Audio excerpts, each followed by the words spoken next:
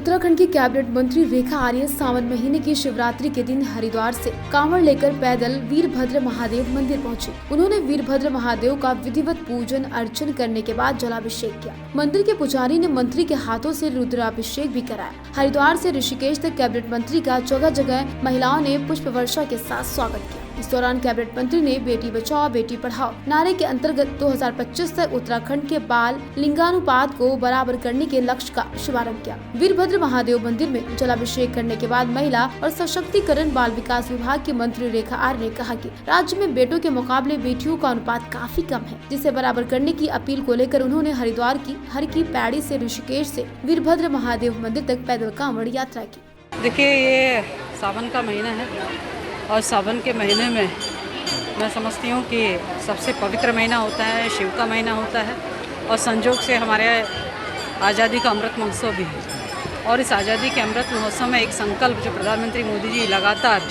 जिसके लिए कहते हैं बेटी बचाओ बेटी पढ़ाओ, उसी को लेकर कि लैंगिक समानता हमारे प्रदेश में हमारे देश में आए, तो मुझे भी जन्म लेने दो शिव के महामय शक्ति का संकल्प। यह हरिद्वार हर की पैड़ी महात्माओं के आशीर्वाद से जो माँ गंगा का जल है वो संकल्पित करते हुए पूरी यात्रा जो 25 किलोमीटर की है, वीरभद्र महादेव मंदिर में जलाभिषेक करते हुए पूजा पाठ करते हुए उनको समर्पित की गई है। निश्चित रूप से ईश्वर से यही प्रार्थना है कि उत्तराखंड देवभूमि किसान देवियों की भूमि के रूप में भी जाना जाए। उत्तराखंड जब अपनी रजत जयंती बनाए तो निश्चित रूप से जितने संख्या बालकों की है उतनी संख्या बालिकाओं की भी दिखाई पड़े। यह ईश्वर से अपने आराध्य देव से प्रार्थना भी है। और पूरी यात्रा में बेटी बचाओ बेटी पढ़ाओ को लेकर बड़ा संदेश, प्रतिज्ञाएं इत्यादि सब किया गया। और मैं मानती हूँ कि जिस प्रकार से जन सैलाब ने सहयोग करा, चाहे वो जनप्रतिनिधि के रूप में हो, संगठन भारतीय जनता पार्टी के संगठन के रूप में हो, विभाग में आंगनबाड़ी कार्यकर्तियों के रूप में हो या जन सामान्य हो, सब ने प्रतिभाग करते हुए जोश खरोश भरते हुए यहाँ तक पहुँचाने का काम किया है।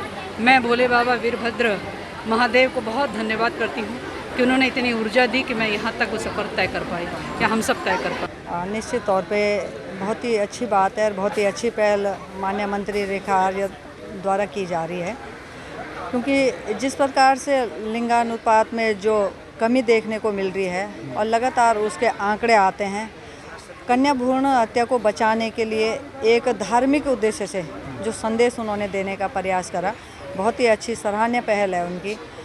पिछली बार भी उन्होंने बेटी बचाओ बेटी पढ़ाओ के लिए साइकिल यात्रा देहरादून से हरिद्वार तक निकाली थी।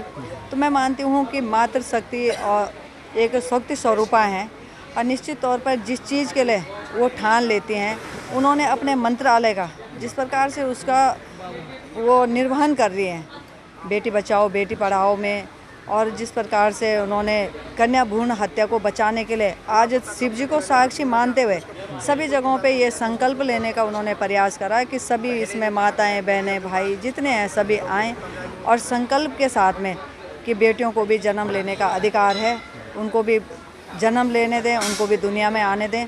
और जो लिंगानुपात लगातार बढ़ रहा है वो एक बहुत अच्छा संकेत नहीं है। उसमें कहीं ना कहीं हमारा रेशो बराबर, हम कहते हैं कि हम 50% हैं, आधी आबादी हमारी मातृशक्ति की है, तो वो आधी आबादी बनी रहनी चाहिए। यदि वो नहीं रहेगी तो निश्चित तौर पर पूरी तरह से हमारा संतुलन बिगड़ेगा और उसके परिणाम फिर ठीक नहीं होते हैं। तो मैं अपनी ओर से माननीय मंत्री श्रीमती रेखा आर्य जी को बहुत बहुत बधाई देती हूँ। उनके इस सराहनीय पहल की प्रशंसा करते हुए उनको साधुवाद देती हूँ कि जिस प्रकार से उन्होंने इतनी तपती गर्मी में तेज़ धूप में हरिद्वार ब्रह्म कुंड से और अपने सिद्धपीठ वीरभद्र महादेव तक पैदल यात्रा अपनी निकाली, तो जहाँ से भी वो गुजरे होंगे निश्चित तौर पर एक बहुत ही अच्छा संदेश सभी के लिए वहाँ से गया है। और मैं भी मानती हूँ कि सभी को इसका अनुपालन करना चाहिए। मातृशक्ति जब जागती है तो वो तभी पीछे हटती है जब अपने कार्य को अंजाम तक पहुँचाती है। तो मैं उनको अपनी शुभकामनाएं देती हूँ, वो अपने इस उद्देश्य में कामयाब हों, उनको सफलता मिले।